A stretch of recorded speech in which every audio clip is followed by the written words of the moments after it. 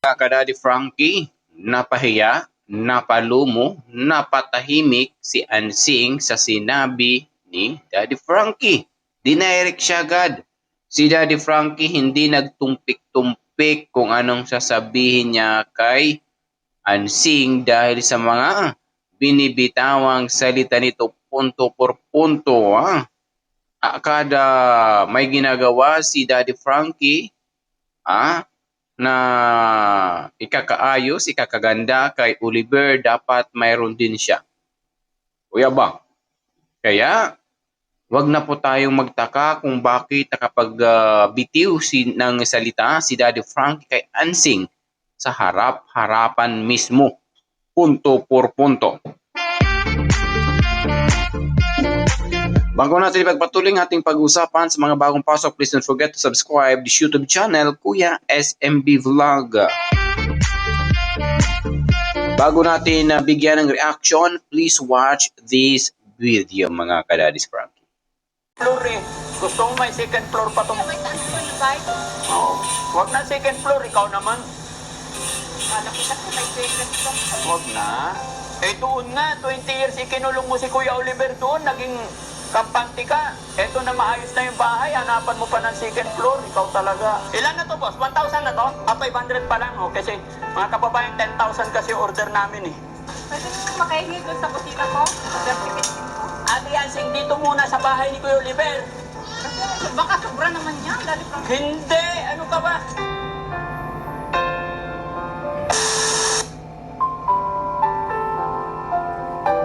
Daddy Frankie, napanood po natin kung paano sinupalpal ni Daddy Frankie si Ansing sa dami nitong request na hanggang sa ngayon hindi pa natatapos. Ano bang mayroon kay Ansing, bakit hindi pa niya what I mean na iisip kung ano yung ayos at ikakaganda ng sarili niya. Di ba noon, panay-request siya noon kay Daddy Frankie, pero marami siyang mga commentator na against sa kanyang mga sinasabi. Unang-una, sinasamantala niya si Daddy Frankie. Sa kalaunan, maraming mga sinasabi na hindi maganda kay Ansing, pero tuloy-tuloy pa rin si Ansing. Didma ka Ansing ang mga taong ayaw sa kanya. Importante, makuha ang gusto niya. So hindi naman po ipinagraramot ni Daddy Frankie ang kanyang mga wealth blessings na dumarating sa kanya. Alam naman natin, mga ka-Daddy Frankie, na marami po siyang tinutulungan. Hindi lang po si Oliver, di ba? Nakatatapos ang natumulong sa pagtayo ng bahay kay Ate Nida, ngayon sinundan agad niya ng pagtayo ng bagong magiging bahay ni Oliver punto por punto sa susunod na mga henerasyon. Alam naman natin na hindi lang po silang tinutulungan. Marami po siyang tinutulungan sa lansangan. Instead na ang DSWD ang gumawa, pero si Daddy Frankie ang gumagawa para lang po makatulong at iparanas man lang sa mga taong nasa lansangan ang kahit saglit na pakiramdam na paano maging komportable sa buhay. Alam niyo, mga ka-Daddy Frankie, yung ganong pang-attitude, sabi ng karamihan, alam naman natin dito sa social media, hindi talaga maiwasan.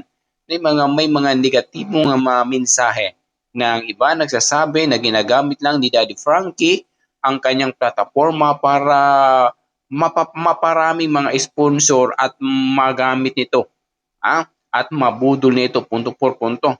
Pero alam naman natin na wala doon naniniwala kasi unang-una, walang issue si Daddy Frankie about sa mga sponsor sa pera. Wala. So napapansin po natin kung ano ang mga binibitawang nilang salita, walang ganung pang-ugali si Daddy Frankie. Dahil sabi pa nga niya, kahit nga kanyang revenue sa social media, any platform dito sa social media, FB page man or YouTube, binibigay kinukuhaan pa niya to para makatulong sa ibang tao. So yun po. So wag niyong itulad si Daddy Frankie sa ibang charity vlogger. Kasi iba po si Daddy Frankie. Any issues, hindi si Daddy na i-involve, hindi sama ng iba dyan. Alright? Dahil nakikita niya yung awa. Nandun sa kanyang kaibuturan yung puso kung tunay paano tumulong sa mga taong walang-wala na kahit sarili hindi kayang magampanan ang obligasyon nila paano mamuhay ng normal. Ang point lang ni Kuya SMB, kung ano man ang nasa isip po ninyo, again, sa mga ginagawa na sinagsasabi-sabi, na ginagamit lang ni Daddy Frankie yung kanyang plataforma sa pagcha-charity vlog para po magamit sila at may pang-content. Nandun na yung point, yes, nandun yung point na pagbibideo niya, siyempre may manonood, gagawing content po yon. Kasi ang kita po doon, ayun po ang itutulong po niya sa taong tinulungan niya punto por punto.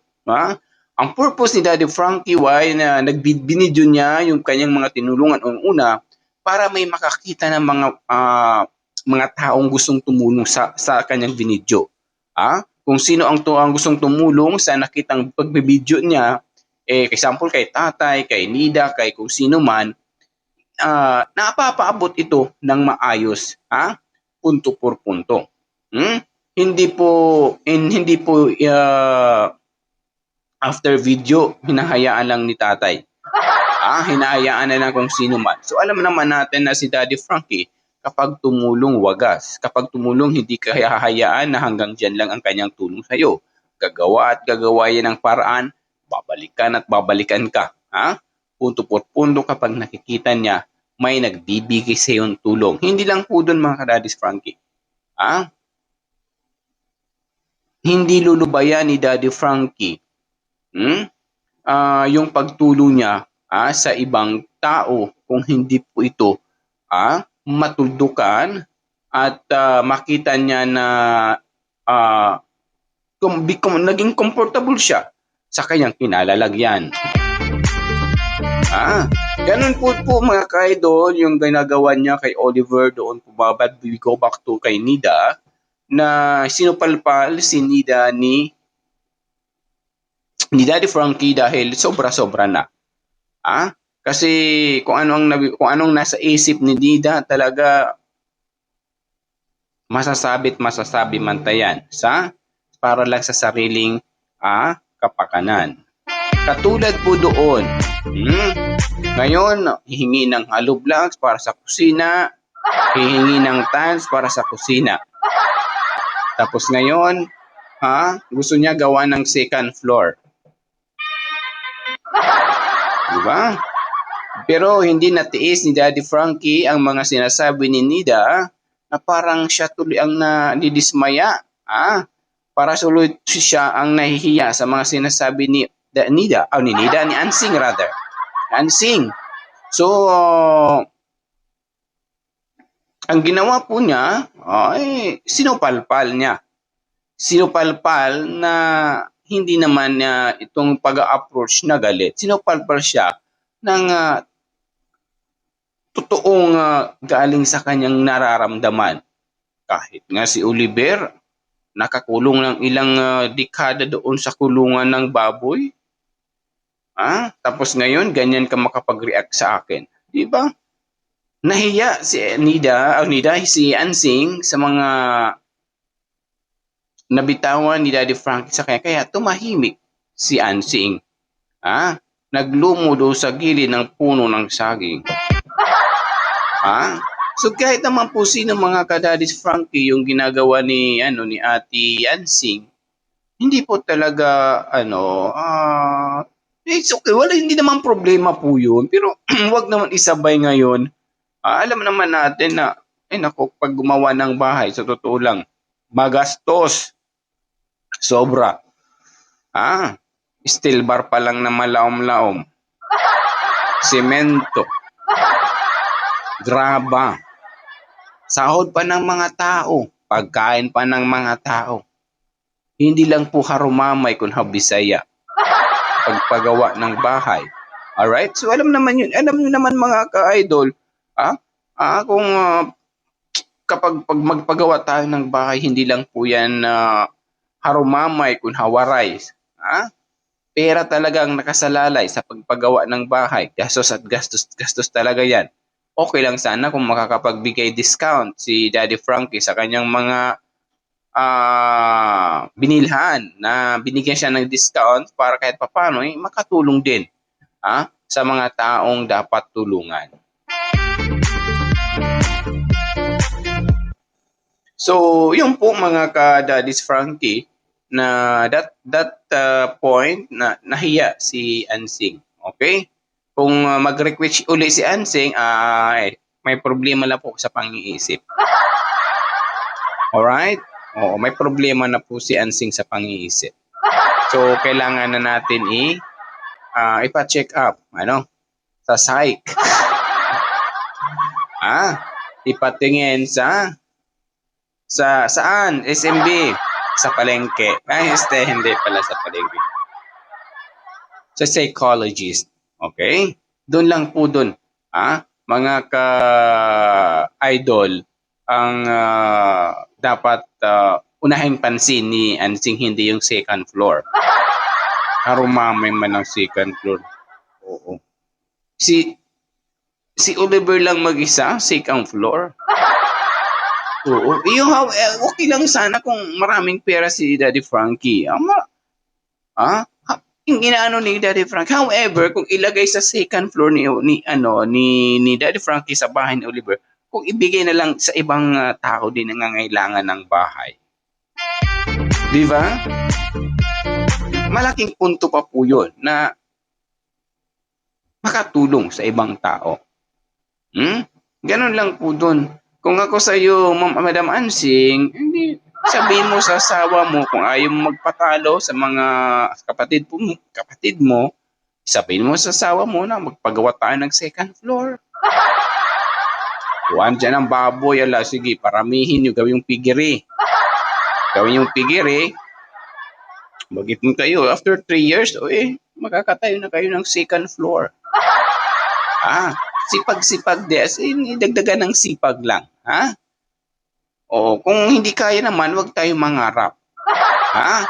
Ano na lang po tayo, dapat maging marunong tayo, maging marunong tayo makontento sa buhay kung anong kaya lang natin. Wag yung mangarap.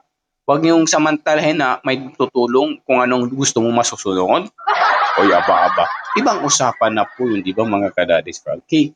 Again, sa mga bagong pasok, please don't forget to subscribe to YouTube channel Kuya SMB Vlog na malaom-laom. Ayan, nang nasupalpal si Ansing, tumahimik ang manok. Tumahimik ang tifaklong. Agoy, maraming mga commentator, mga ka-Daddy's Frankie ang nakisabay din sa nangyari po mga ka-Daddy's Frankie.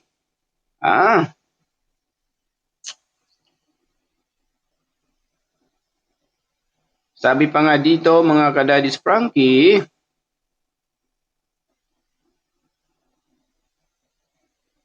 kapag bumikse ng ubo. Sabi pa nga dito mga ka-Daddy Frankie, nakaka-high blood ka Ansing. Na walang katulad di makuntinto kung anong mayroon. Di ba?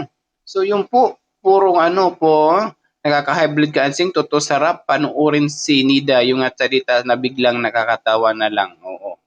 Iba-iba kasi yung karakter nila mabuti pa si Nida, parang nandun pa yung control sa sarili. Pero siya walang kontrong bunganga. Grabe naman, sabi ni Corazon Garcia, grabe ka Ansing, hindi mo mahiya kay Daddy Frankie, ikaw lang ang ganyan, lahat sa nakaka-stress panuorin. Ang bait talaga ni Daddy Frankie sa mga beneficiary. Totoo po yun. Pero kung kabaitan, huwag niyo man samantalahin yung kabaitan ni Daddy Frankie, ha? Ansing, ay according naman to Sally, grabe napakabait niya. Gituman ang ginintuan ang puso mo, Daddy Frankie. Niligtas mo ang sakit ni Oliver at pati pabahay. Natulungan mo, ugo mo. God bless po. Ayan, according to Sally Adona. Kaya ko rin mo to, Merna. Grabe ka, Ansing. Pasalamatan mo, bait si Daddy Frankie. Makuntinto ka naman. Maraming mga agay 100% papatitahan yan kasi nga sa mga anak niya. Siguro to. Papatituluhan. Ewan ko tawag ba doon waiver? Sa inyo hindi naman ako ano. Waiver ba ang tawag po doon? Kapag i-turn over na sa'yo, mayroon ka ng waiver na prove na sa'yo na ang bahay, ni-turn over na sa'yo na ang bahay. So, ganun po. I don't know. Hindi naman tayo lawyer. Pero ngayon ang parang yun ang kasi nung nagtrabaho ko as organizer ng isang mga kabahay nung panahon ng Yolanda sa Region 8. So, naging in charge po ako sa mga pabahay. After katapos lang namin example, natapos yung pabahay. So after that, iti-turn over na yung bahay kasama yung waiver. Waiver, yung pangalan ng beneficiary na katibayan, patunay na sa kanya na. Binigay na namin ang bahay mula sa Red Cross. So, ganun po. Ewan ko kung ganito rin yung kay Daddy or ano na lang. Kasi hindi naman masyado, tulong-tulong na lang after, katapos alad si Daddy Oliver, sa'yo na. Yung ganun. Pero sana gawa na ito ng paraan ni Daddy Frankie na magkaroon pangalan ni Oliver. Kasi babawiin talaga. Baka nakawin. Baka bawiin nito. Hindi natin alam ang isip ni Ansing, So alam naman natin na paibibang isip ni Ansing, parang mayroong bipolar 1. Talaga ba? Sabi pa nga ni masyadong wise si Ansing, ginagawang pangdahilan si Kuya JJ para mailapit ang bahay ni Oliver sa kanya. Parang extension din yan sa bahay niya. Oo nga, dati daming reklamo na masyadong malapit. Ngayon, gusto na. Nang nakita ang design kay Nida siguro, ni Ansing, medyo nilapit niya sa kanya. So hindi ko para alam kung anong plano nito. So sabi pa nga, extension din yan sa bahay niya, Daddy Frankie. Alam na this, according to Marilie. Kay Ma'am Maril. And of course, sa mga nag-comment dito, grabe pa mga ka-Daddy Frankie, yung mga nag-comment talaga, puro mga negative. Diba? Sabi ko sa iyo, kung sa pelikula, si Ansing ang kontrabida. Si Ansing ang kontrabida. Grabe ka, Nanay Ansing, kung nababasa mo mga comment ng mga manonood sa'yo, mahiya ka. Siguro na nga, God bless you, Daddy Frankie. Di ba? Mga ganun, hindi talaga marunong mahiya yan si Ansing. Hanggat may mahingi ang kapal ng pagmumukha, according Dolly. So, wala tayong magawa po doon, mga ka-Daddy sa Frankie, Daddy Frankie, nakaka-high blood yang si Ansing. Ate Ansing, hayaan mo naman matapos yung ginagawang bahay ni Oliver. Wag ka muna makisabay sa pinapagawa sa bahay. Tsaka na kung may sobrang materialis, kailan ka mag-request kay Daddy Frankie? And according to Yolanda Nicom, according naman to Loma para kay Oliver, di pa para sa iyo, Ansing, mahiya ka sa sarili mo. Mahiya na sa sarili niya, mga ka-Daddy Frankie. So, ayun po mga ka-Daddies, naawa ako sa ginagawa nila kay Ate Ansing sa DSWD ngayon. Parang hindi na, parang pabor na ako sa ginagawa. Nabasa na natin yung mga nakaraang araw. And of course, Miguel Love, shoutout muna kay Daddy Frankie. And of course, mga sponsors na patuloy sumusuporta kay Daddy Frankie. Maraming salamat po sa inyo. And of course, sabi pa nga, pagpatuloy natin, grabe ka man ng ansing, di pa naumpisahan sa bahay ni Oliver, nanghihingi ka na. Kasi alam ko, alam naman natin mga ka-idol, gusto talaga ni Ansing, kung anong mayroon si Oliver, mayroon din siya. Dapat sabi niya, Daddy Frankie, okay lang ba magpamimbre ako ng beneficiary? Ano ba ang requirement? Oo. Dapat, sige, ito ang requirement, Ansing. Dapat magpakulong ka muna ng 16 years sa pinagdaanan ni Oliver bago kita ilagay as a beneficiary. O tingnan natin, ha? Kung ma-comply kaya ni Ansing ang requirement ni Daddy Frankie. Diba? So maraming mga negatibong mga mensahe sa mga sa comment sa mga video na pinapload ni Daddy Frankie. Pero walang pakialam lang. Importante, sige. Again, sa mga bagong pasok, maraming salamat. Kahit alam mo naman natin kapag makita yung isipan kung anong mga ibabato mo sa mga ganung tao, wala yung pakialam. Ang importante, nasabi niya anong nasa puso't isip niya. Punto por punto. Again, maraming salamat sa mga nandiyan. Don't forget to subscribe sa YouTube channel Kuya SME Vlog. Like and share po ng ating video po. Sana po magtulungan, magkaisa po tayo, maging solido-pulido ang Daddy's Frankie community. Maraming salamat sa patuloy sa pagmamahal nyo kay Daddy Frankie and of course kay Kuya SMB, mga reactor ni Daddy Frankie sa social media. Supportan po natin po yan. Malaking tulong po yan to spread the channel, the community of Daddy Frankie. Punto por punto. Ayan, maraming salamat. Hanggang dito na lang. God bless. Mabuhay po tayong lahat. Lagi mag-ingat. And happy birthday sa mga magbe-birthday ngayong araw. More birthday to come and keep good health. God bless. Love you all.